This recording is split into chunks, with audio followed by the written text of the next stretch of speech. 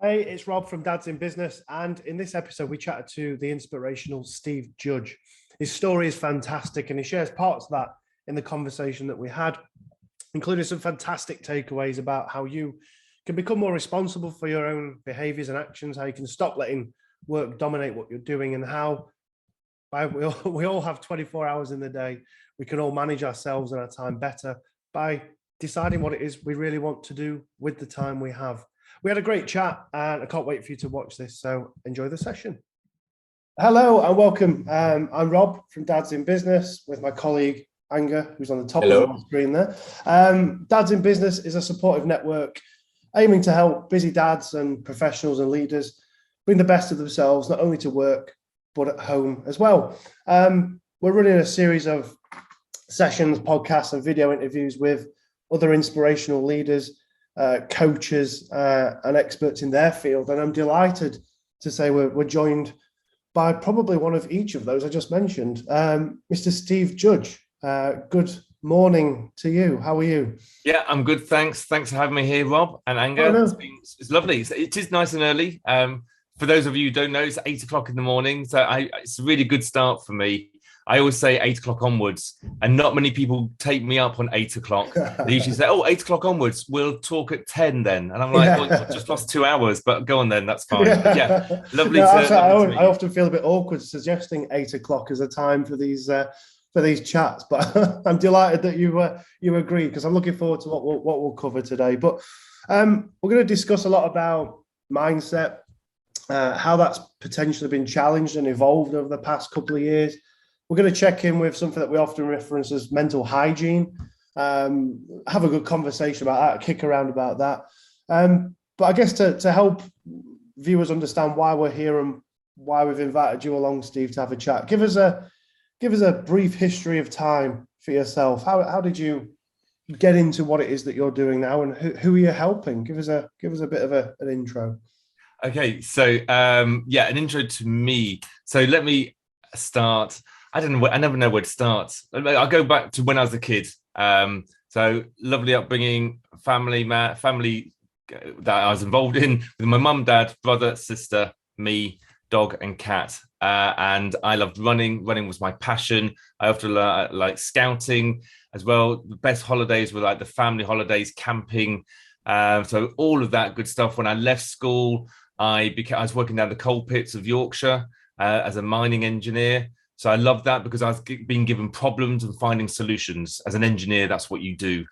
That takes me, I carried on running through my young adult years, carried on with scouting. My father, he passed away when I was I was probably about 20 years old when he passed away back in 1998, which was tough. But I carried on doing what I was doing. I carried on running, basically, always looking forward, always pushing myself. That fast forward to 2002. So I was driving on the outskirts of Sheffield, had a near fatal car accident. The car skidded on the road, nobody else involved, no other cars, not speeding, just water on the road. Car was bent in half, got both my legs crushed, rushed to the Northern General Hospital. They saved my life, but they also told me that due to my injuries, I may never walk again. And I think that's a massive turning point in my life. All the things that had happened before, all the person that I was before, my attributes now got emphasized even more because I was now in survival mode. So the main thing that I focused on at that point was the fight or flight, because they told me I may never walk again. And I was very much, I could have rolled over in bed and given in and going, yeah, okay, I guess that could be true. But the opposite of that was me. I felt really angry that somebody had the audacity to say that I may never walk. They didn't even know who I was or anything like that. And I was going to show them different. I was going to prove them wrong. And I think that's a bit of a theme throughout my life. I'm not an angry person, but when somebody waves a red rag to me and says I can't do something, I repel and rebel. So yes, so I said I will walk again. Didn't quite realize how hard a journey that would be. And that's why they said, you may never walk again, because of the physio that I had to go through for 3 years. I had to grow my leg back, had to stretch the ligaments and skin and wrench the bone apart, had to grow the bone back by 10 centimeters, had to learn how to stand again, walk again, to encourage the bone to grow back. So 3 years of a lot of rehabilitation, pain and physio to stand again, to walk again. And then I did it. I got it to the point, but I guess at that point, my goal had been to get back to normal. I suddenly realized that there is no such thing as normal. I realized that everybody's different. And I had to start thinking about what I could do rather than what I couldn't do. I couldn't run anymore, but I could get into swimming and cycling, looking for challenges. Challenges because I wanted to prove that the accident hadn't had a detrimental effect on my life. Again, the anger. I wanted to prove it wrong, the accident, prove it wrong. And so I found a challenge called triathlon, a triathlon for disabled people, because I was registered disabled with my legs, swimming, cycling and running. Started running again after 7.5 years. Amazing feeling, but a lot of pain that followed that. However, didn't lean on my excuses, carried on, pushing myself, competing as a disabled athlete, becoming British champion, European champion, and eventually world champion in 2011. Much as I've whizzed through that, as in saying it was always easy, that's like 4 or 5 years of immense training, hard work, competition to reach that level. So where am I now? That's what I'm getting to. So I've now retired from international competition, and I want to give back. And I think one of the questions that we were talking about that you want to ask me is how have I got to the stage of helping people? I want to give something back. I want to one, because of all the stuff that I've been given, the help that I've been given by the NHS, the surgeons, the doctors, my friends, my family, etc. I want to give something back. But more than that is, and I'm going to twist it a little bit, what frustrates me is what drives me. So what frustrates me is people that don't achieve things, that don't do things, that talk the talk, but they don't take any action. I want people to use my journey, my story, my inspiration, my motivation, my messages to push themselves, to realize that they can do something if that's what they really want. And it's all about finding out what they really want.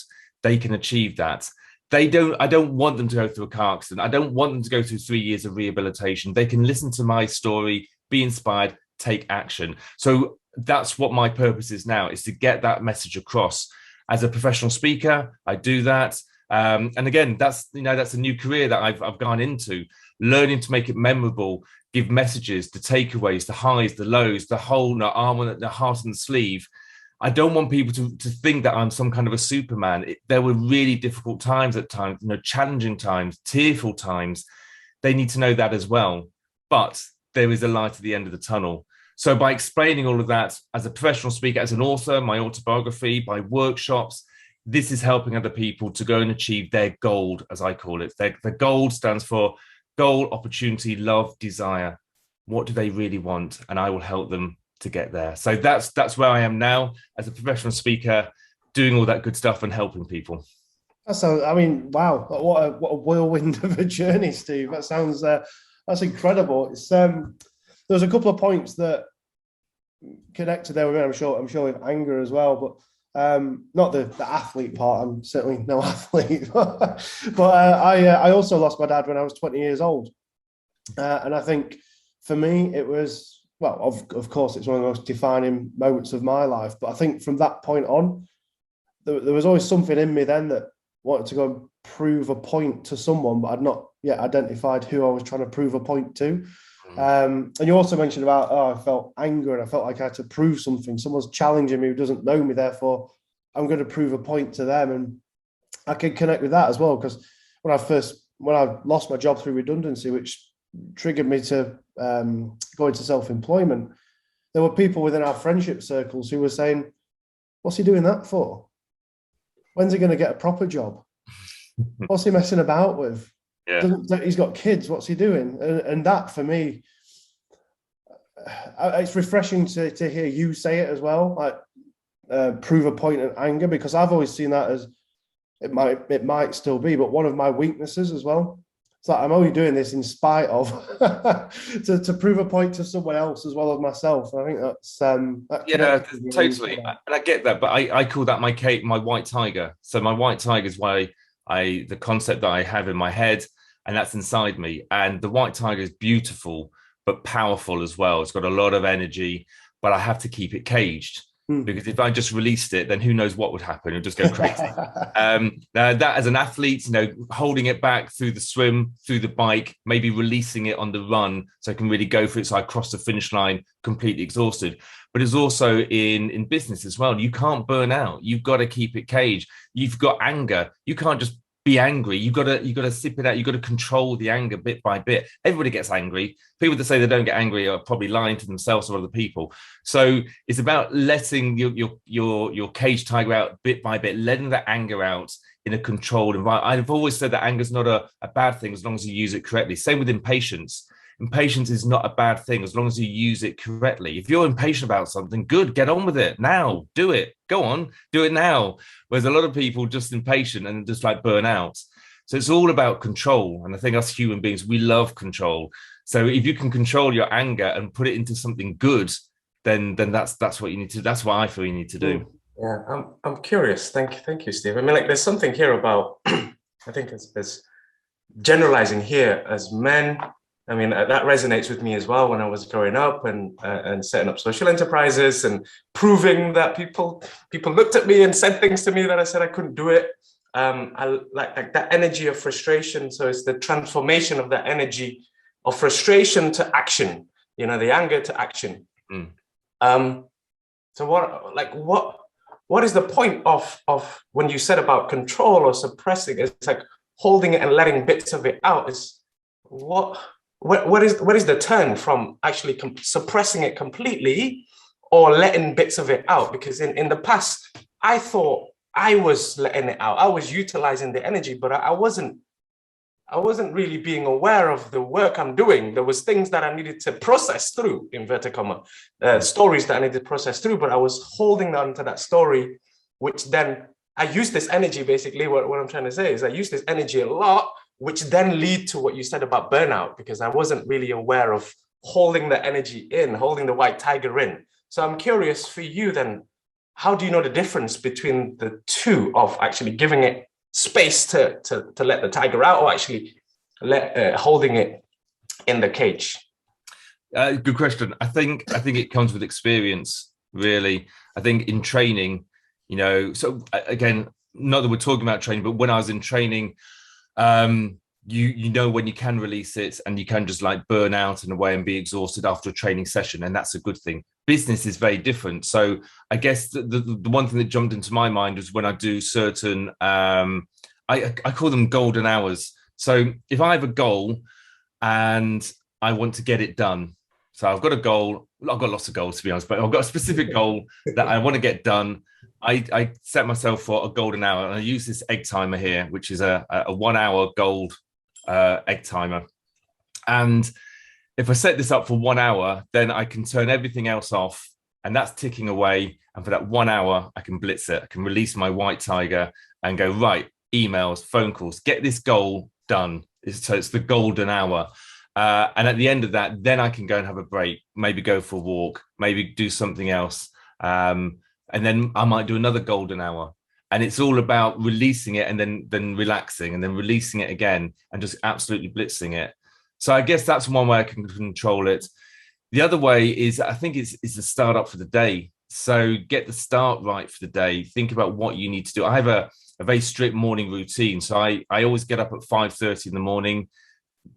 We can come to the before that, but I get up at 5:30 in the morning and I come through here. You can see my chair behind me. That's my reading chair. So I read there for a little bit.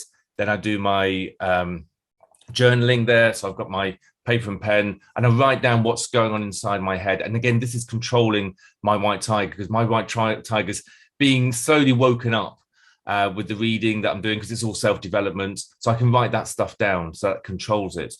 Then I can go onto the floor. I do some exercises, again, to wake the tiger up, to get the adrenaline going, the endorphins going. I then sit on the floor. I do some visualization. Visualization has always been very important to me. A little bit in the hospital, but more as an elite athlete. And then I've carried that through into my business, as in visualizing what I really want. I have my vision board up here. So I close my eyes, I visualize what I want to do in my business. It might be that day, that week, that month, that year. But again, it's getting my tiger excited. Because I can see it. I visualize it. I'm like, yes, that's what I want to go and do. Then I will go and I do my words of affirmation again, exciting it up. And then I go down onto my rowing machine, do 20 minutes on that. And that takes to about 7 o'clock. And that's when I wake my kids up and we're going to have breakfast and get them off to school. But then when I sit down at my desk, I'm ready, I'm energized. And like, again, I've shaken the cage of my tiger. It's ready to go. And that might be when I do my golden hour and go, right, Mr. Tiger, you have 1 hour to go and blitz it, to make those phone calls, send those emails, do that research. Let's crack on with this and let's go for it. And I guess it's about controlling that, about what I really want to do, what I visualize, and then letting my tiger go for it, and then bringing it back in, I guess. Yeah, it sounds. I love this analogy of the white tiger. It's going to run this. I guess this sounds. I'm going to try and play devil's advocate a little bit here with the challenging of the mindset and the approach. Obviously, pre-2020, this approach was, I guess, consistent and very successful. I guess two parts. The first part of the question would be, what were the common challenges specifically for men and dads in your work world pre-2020? But then what's changed? How is that? How are they challenging that and staying in control of their white tiger in a world that has changed, in an environment that has changed so comprehensively from what we were used to? Are people finding it more difficult to stay on course with those external challenges that they just can't control? Or do you find that routine and that regimen is still as effective now as it was pre-2020? So sorry, that 3 questions there. Let me go see if I can go through them. So yeah, it's, in a way, I can't speak for all dads. So I guess I'm just speaking from my point of view, how dads or men were affected pre-2020. I think one thing that stands out to me was but it's also how we see ourselves. It's not necessarily how other people see men. It's how us men see ourselves and how we think we should be portrayed and how we do portray. I remember going to school parents' evening, and the teachers generally, I felt, talked to my wife rather than me. And then we got divorced 7 years ago. So now they're talking to my ex-wife rather than me, because we're sat there at the same time. And that's really annoying because we're both equal. I think, and blending on to that is that we got divorced and we have our kids 50-50. So I have them without getting complicated, I have them on a Monday, Tuesday, and they have them on Thursday, and then every other weekend. So it's literally 50-50. But people naturally presumed that I wouldn't have the kids at all, and my ex-wife would have the kids all the time. And that really frustrated me. But how that affects business is, because people, and I would never say that I'm a single parent because I only have them 50-50. But people might think that I don't have the kids at all, or might just have them at the weekends and things like that. Or that I could do like really early networking meetings because I wouldn't have the kids, and think, no, I do have my kids. I know I'm divorced, but I have my kids on certain days. So that's one thing. But then the other thing is me portraying that. So I remember when I used to work in health and safety and construction, I used to be very official and very matter of fact. And I would never say, I've got to leave early to go and pick my kids up. I'd say I've got to leave early for a meeting or something. I thought it was kind of, sounds weird, but almost weak to say that I've got to go and care for my kids as a man. So I probably wouldn't say it. Whereas now, as a professional speaker, the whole point about being a speaker is being authentic, being who you are, not only on the stage, but off the stage as well. So now I openly say, I've got to go and pick my kids up. I've got to look after, I'm being more open, I think, with everything. So I think I've changed, I think probably before the pandemic, but I think other men might still be in that role. Now, how things have changed through the pandemic, I think the big one is probably communication using Zoom at home, having the kids in the background. People are more allowing to that. Allowing sounds quite a strong word, but they accept it. They accept that the kids might come in through the doors because they've got it as well. And people aren't saying, oh, your kid's just coming through the door, how unprofessional. They're just going, oh, I feel really sorry for you. Do you want to go and sort that out and then come back to us? It's more acceptable now, which is really good. but also you've got the flexibility with being able to have meetings any time of the day or night, in a good way, maybe sometimes in a bad way, but it's more open. And I think that flexibility, that communication is a really good change that's happened through the pandemic. And I think as things filter down, in my opinion, some of that will stay, some of that will stick, which I think is a good thing. In the old days, before 2020, you might have 2 meetings in a day, one in the morning at a coffee shop and one in the afternoon in a coffee shop. 2 meetings in one day. How crazy is that? You can squeeze in 5 or 6 now. It's brilliant. So, I love efficiency.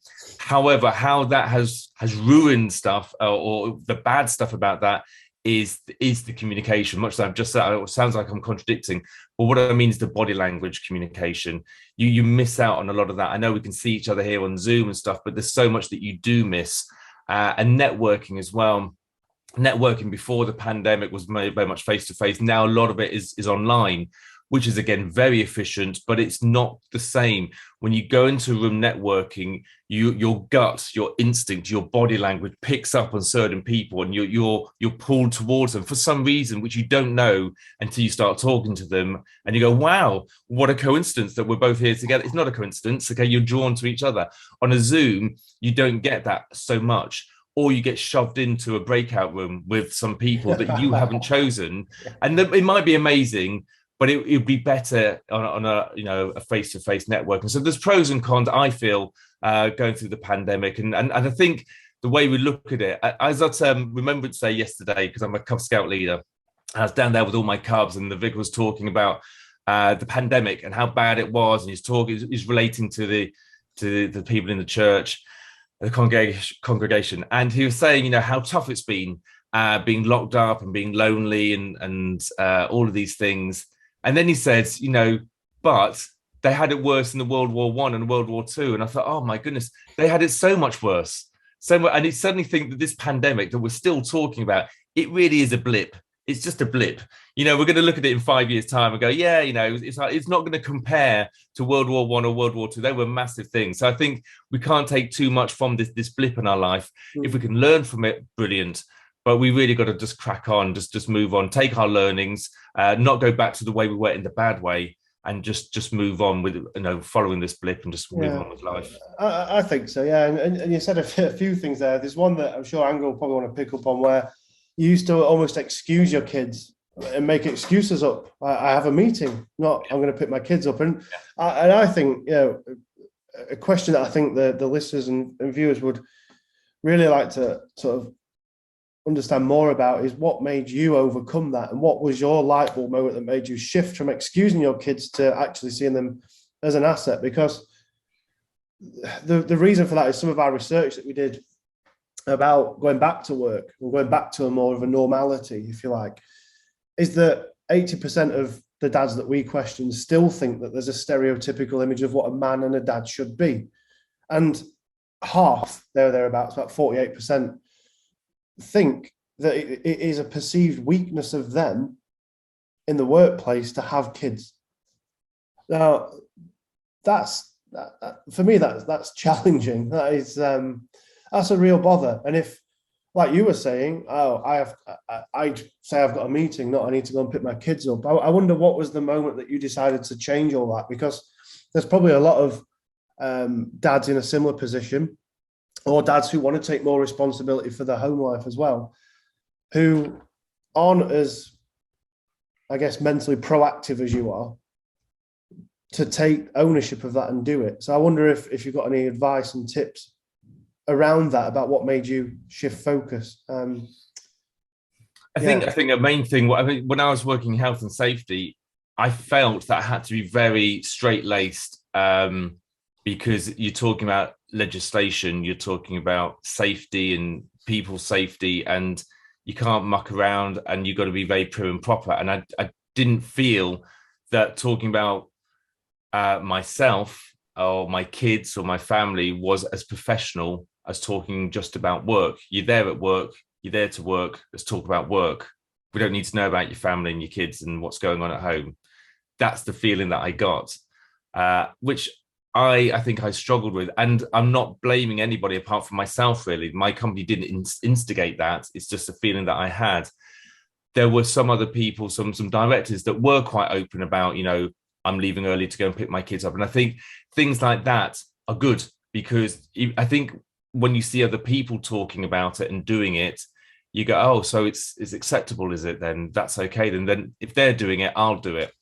And I think that's more so in the world that I'm in now as a professional speaker, as people are so much more open and authentic about themselves. It's a different thing altogether, different profession altogether. And so they're more open. And as they're more open, you become more open, and you're more open, then you inspire other people to become more open. And I think that's the way things are going to go, that we will get there eventually.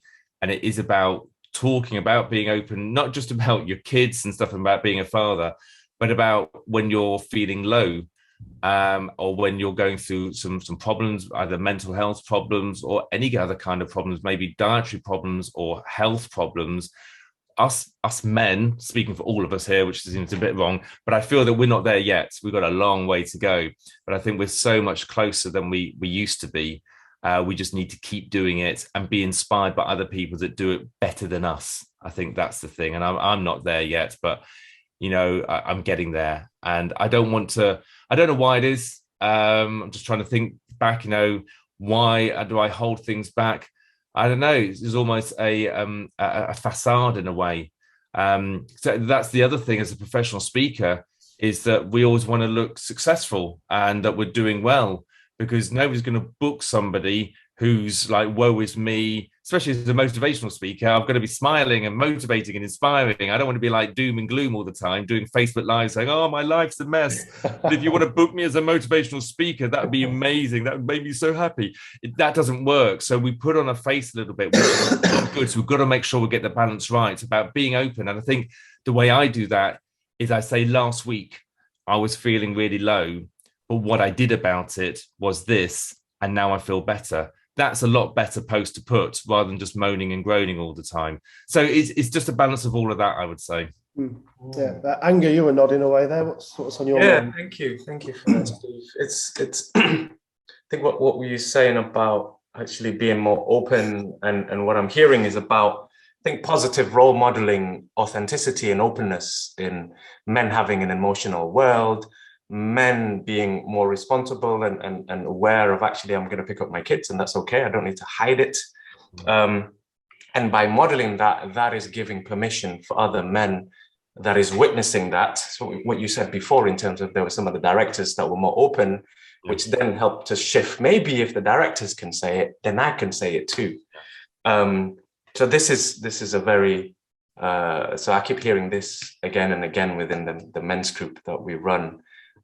Some of the men that are attending said, I didn't know men go like have these kind of conversations. If you can say it, then I can say it too.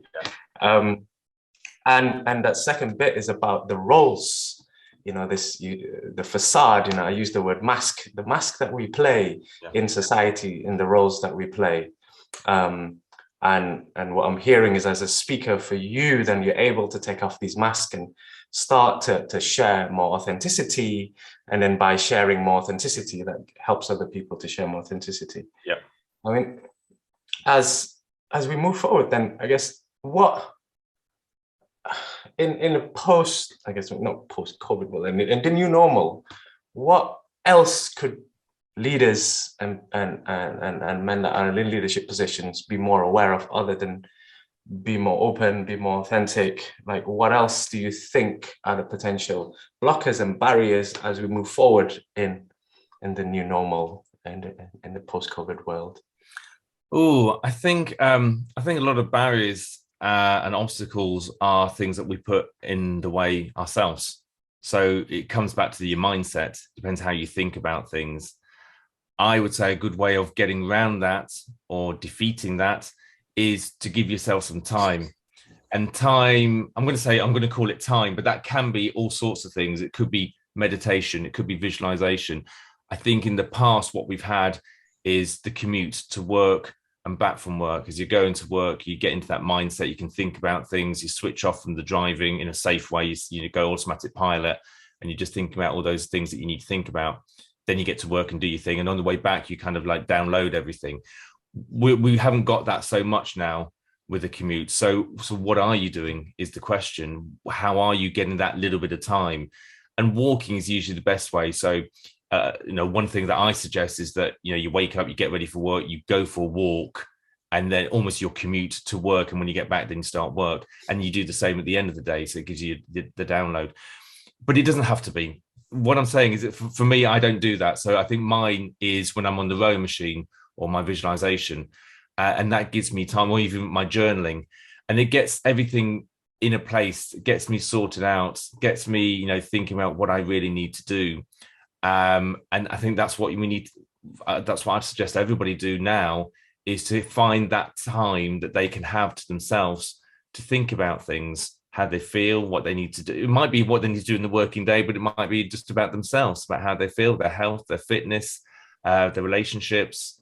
But give themselves some time. Otherwise, you're just not giving any time to yourself at all. You're going from work into breakfast to work, and you're finishing work and going straight back into family life. And where's the time to yourself? So how are you getting that time to yourself? Give yourself some time. That's why sport is a really good thing to do. One that gets you fit and healthy, adrenaline, endorphins and all of that, but it's time. Sometimes I go out for a walk and I purposely, I set off and I always got all the things going on inside my head. This might be at lunchtime. And I'm just like, oh, I've got so much to do this afternoon. And then I get onto the field because I live in Eckington. So we've got like some lovely woods and fields. And I purposely ask myself, okay, Steve, so if you could be any kind of superhero, what superhero would you be? Something mundane, something silly. If I won the lottery, what would I buy? If I had like all the time in the world, if I could freeze time, what would I do with it? Just something like that to really open my mind and liberate it. And it doesn't last. And eventually things settle down. I might start thinking about work. I might start thinking about something else. But I know that by the time I get back to my house, I feel freedom. I feel liberation. I feel that I've been thinking about nonsense, I guess, almost for half an hour. And that's lovely. And I think that's what I do. What's everybody else doing? How are they feeding their brain with nonsense? How are they doing their meditation? And try everything. Try meditation, try sitting down on the floor cross-legged, try going for a walk, try bike, running, whatever, but just do something. And that's what I would suggest for people to do moving forward. Well, it's something that we often talk about, or Anger talks about more, is transitions, because it's something I struggled with personally when in lockdown 1. It was work was home and home was work. And there was like work me, but also dad me. And I was then taking my stress from here to here and here to here. And there was no detachment. So since that sort of eased and restrictions were sort of lifted a long time ago now, I really enjoy that morning walk. So where possible, I'll walk from my house to the office, about 4 miles. And it's a good walk. What I don't do, which I think I might try and start doing, is ask myself those sorts of questions. I think they're great ones. Because my downfall is I walk to work, but I'm thinking about work. And I'm not thinking about what would I do if I was a superhero. Just things that completely detach and are completely irrelevant. Because I think as busy dads and folk in business, first thing to go is often ourselves. Because we'll focus all our energies at home, or we say we are, then all our energies at work and all our energies around getting the money in. And it's like, well, where's my hobbies gone? Where's my time gone? And I recently started playing football again on a Wednesday night, and it's great. I feel so refreshed after it. I feel that I've been away from technology, away from emails, not thinking about work, not really thinking about home. And it's just a bit of me time. And I think it's wholly important, isn't it? But so often I hear, but I don't have time for it. Don't have time for that. I can't do that for me. That'll make me feel like an idiot. That's selfish. And we have to, don't we? Find that time for ourselves. Yeah, totally. Yeah, time, we've all got 24 hours in the day. So it's how you cultivate your time as to what you achieve. You've got to get the balance right. I love this concept that I came across recently. It's called 888. If you imagine 8 hours to sleep, to rest, and then you imagine 8 hours at work, it should be 8 hours. That leaves you with 8 hours for activities, and that might be commute, eating, family time, your hobbies. So if you take that as a benchmark, a standard 888, where are you on your 888? Are you getting 8 hours sleep? You should be. You shouldn't be much less than that, maybe 7.5, but not much less than that. Are you just doing 8 hours at work, or are you doing more? And if you're doing more, like 10 hours, then you're cutting into your activity time, the middle one. So you can see that going down and down and down. That's only now 6 hours or 4 hours or whatever. And it's not only about where you are now. So you do that as an activity. You then work out, where do you want to be? You know, okay, let's stick with the 8 hours sleep. That sounds good. But the 8 hours at work every day as an average, I'd like it 6 hours at work. That sounds nice. Maybe a 3-day week or something. That would give me so much more time for my activities. What would I do with that? I don't know. It sounds good. I could go walking more. I could do cycling. I could give more to charities. And so that's your future 888. So you just play about with that and you work out where you are now and where you want to be. And then you work towards it. That's pretty much what I talk about in my workshops is you're setting goals and setting out where you want to be. It's not how you get there. That comes later on. I always say that comes later, because if you start thinking, how on earth am I going to get there? You're already putting barriers. I know you are. You're putting barriers and obstacles about time, money, dedication, commit. I didn't even ask that. I just asked, what do you want to do? So let's just concentrate on that, and your brain will start clicking in about how you're going to get there. If you really want that enough, if you want to play football on a Wednesday night, lo and behold, you'll find time to go and play football on a Wednesday night. If you want to go out with your mates on a Friday night, you'll find time on a Friday night. Other nights you might be shattered for some reason. You have to go to bed early, but not on a Friday night. Funny enough, you find the energy to keep pushing yourself and going out till midnight. So you'll find the time, but find that thing that you really want. Find your goal that will drive you forward. So what I'm hearing is essentially being aware of where you want to go, what's important to you, and holding that in mind, holding that in the present moment, so you can take steps towards it. What happens if a leader, some of my clients, they have direct reports on different time zones, they're leaders of functions. So not only most of the day from essentially 8 to 6, quite a few of my clients, they're back-to-back calls. And then they go into the family home, into supporting, like eating with the kids or being at home. And then at like 8 or 8:30 or 9, they go back onto the laptop till 1 p.m., like 1 a.m. And then they wake up again and they sleep, and then the cycle continues. This has been the case. I've heard this multiple times. So I guess the question here is, what you're saying is actually having time for yourself as a leader, as a dad, in the morning. What happens if there isn't that time? I think it still comes down to, what do you really want? What's this vision? I have to accept that everybody's different, apparently. So in some people, they thrive on the work and the stress and the feeling important, the leadership. But is that true? So you can only ask yourself, can't you? What do you really want? How do you see yourself? Do you see yourself losing a bit of weight, fit, healthy? Do you see yourself doing meditation? Do you see yourself spending more time with the family? Do you really see yourself doing like 16 hours at work or 10 hours or 12? If that's what you do, if that gives you a buzz, fair enough, then I guess you're a different kind of person to me. But if you don't see that, if you see yourself just doing 8 hours or doing a 4-day week, then let's get that vision emphasized more. Let's get a picture of that. Let's see what that looks like so that you can work towards that. Because clearly, if that's what if you see yourself, that's what you want. So how do you get there? Again, that comes later. But yeah, if people are working all the hours, do they really want to do that? Now, my best friend, he works crazy hours. I was at his house on Saturday, and his wife said that sometimes he's up till 3 o'clock in the morning. He's got a beautiful house, got a daughter and everything. He seems okay at the moment. And I shrug my shoulders. I don't understand it. Now, he does admit that he's not very fit at the moment, but he's not overweight. He's lost a bit of weight, but not unhealthy. Anyway, I'm kind of almost going off on one. I don't completely understand it. I don't understand how he can stay up that late. I'm strict on my bedtime. I said I get up at 5:30. That's because I go to bed at 10:30 at the latest. I've read books about how important sleep is mentally and physically. So what I would do is I would try to educate people without being too patronizing, educate people how important it is to have that downtime.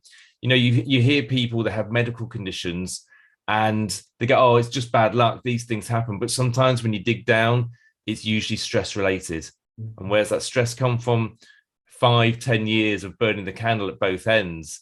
And you don't want to say, I told you so, but you kind of think, yeah, kind of, you could see that coming because everything seemed to be okay and you were buzzing, you were energized, but look what's happened now. And I don't wish that on anybody, but it's all about putting preventative action in place and getting the balance right all the time. I'd like to think that I'm there now. I'm not earning a load of money, but I'm very happy. My health and wellness is good. And surely that matters the most. See, that's the thing, isn't it? I think there's a real male bravado thing, isn't there? And it's a common theme where getting busy is a success barometer. How busy are you? Well, I'm 70 hours busy. Well, I'm 80 hours busy. And that's the goal, is to work more. And what an opportunity we had during lockdown, where everyone just got told to pause and stop. And the amount of people I spoke to said, I enjoyed it. I was at home with the kids. I did this. I was chilling in the garden. I was doing my gardening. I was doing my hobby. It was amazing. And then it's almost like the shutters go up and the same people are racing back to the life that they had before to work 70 hours, 80 hours a week, because that's now the goal again, to get busy. Have we learned nothing during this time? Have we learned nothing? It's a very odd mentality, but I guess if that's what people are used to, they go back to what they're used to. I don't know. Yeah, it is, isn't it? Again, we can call it a blip. So that's why people go back to how it was, because it was quite short and, in your lifespan and everything. But as you're saying that, and I read one of the questions, I read it like 2 or 3 times and I thought, and I've only just clicked why I don't get it. It's because I'm the opposite. So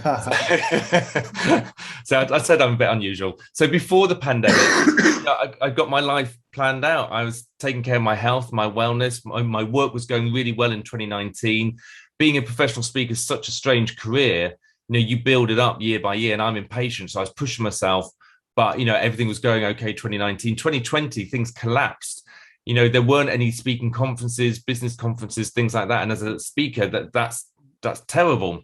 So while everybody was on furlough and taking it easy, I was actually cranking up and I was working harder than I was, not getting any money in, but just working harder to keep the connections going, keep inspiring and motivating, doing videos, helping people out, just doing as much as I could. I needed to survive. It was about, I kicked into survival mode because I was, again, it's that anger thing. I was not going to be beaten by the COVID. Some people said to me, Steve, why don't you go and get a proper job? Because you can't be a professional speaker now because of COVID. And they had a point. But I said, no, I've chosen this career. I've chosen this because I love it and I want to do it. I will not give in. Now, what I'd done was I was just a professional speaker and I put all my eggs in one basket. So since then, I'm now, I do workshops, I do coaching and speaking. So that's taught me one thing. But as the pandemic's eased off and work started coming in again, I've been able to take my foot off the accelerator and go, back to how I was, do my morning routines, think about my wellness, still working hard, but more of a balance, not as a stressful way, I guess. So the pandemic, it was kind of the wrong way around. And this is why it used to really frustrate me. I don't know if you found, but at the beginning of the pandemic, a lot of people said, hey guys, we're all in the same boat. We're all in the same boat. And I was like, this really drives me mad because I could see my neighbors, they'd been furloughed and they were sunbathing. And I was like working really hard. And I was like, we are not in the same boat. But I understood that we're in the same storm of the pandemic, but we're all in different boats. And I did this thing here. Here. So I did this art. Art is really good therapy. It's good to share. We do a bit of art or poetry or whatever, reading. So I did this painting, did it with my kids, of a painting the same storm, but all in different boats. So I've got it here. So you've got this. So you've got the storm here and the lightning. This is the COVID. And then you've got all the different boats. You've got like a canoe, a sailing boat. You've got a rowing boat. This person's drowning here.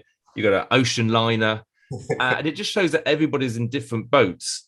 And I was probably in this canoe on my own in my business, paddling like fury, trying to survive. Because over here you've got the sun, so there is an end to the COVID. But yeah, some people in these ocean liners going, we're all in the same boat. Like, no, not. Other people in the sailboats, and there's so many analogies here. They're having to change their sails for the new direction of the wind. Some of them in small sailboats, some of them in big ones. And some of these ocean liners, they're so comfortable, they can actually start helping the ones that are drowning. This guy's got an oar missing. So people who know they've got water coming, but you could emphasize on this even more. You could put a lighthouse as in what's guiding us along the way. You could put sharks in the water because there's a few sharks around as well. You've got submarines that weren't even touched by the pandemic. So I really love this analogy. And I did that and made me feel better because I understand what's going on inside my head. I then took a photo of it. I made it in some postcards and I sent it out to all my past clients saying, how's it going? You know, just don't compare yourself to other people. We're all in the same storm, but we're all in very different boats. And I just wanted to keep connection, keep the inspiration there. And again, it's that thing of helping other people, but actually it was helping me a lot as well to understand what on earth is going on here. But it made me feel a lot better. I love that picture, Steve. I think that's what I wasn't expected to see that. I think that's what a great analogy that is. I think that's fantastic. And I'm conscious of time because we'll that all day, couldn't we? But I just wonder if, as we start to head into a wrap up, we've covered so much around the 888, the white tiger, the golden hours, your morning routines. For those that are struggling with it currently, and I say to sort of get a grasp of their work, to get a grasp of their motivation, to get a grasp of their sense of self, I guess. Hold on. Sort of quick wins, to sound buzzwordy, what sort of quick wins could we apply today to help us take that one quick wins? Oh, that's my mum coming in the room. Is it? Hello, Steve's mum. So what quick wins can we apply for today? Let me think. I think that the main thing is how you're finding your time, how are you keeping motivating. I think it was Zig Ziglar that says, we wash twice a day because, we need to keep clean. It's the same with our motivation. How do we keep our motivation? We need to do it daily, twice a day, if needs be. So what are you doing to keep your motivation?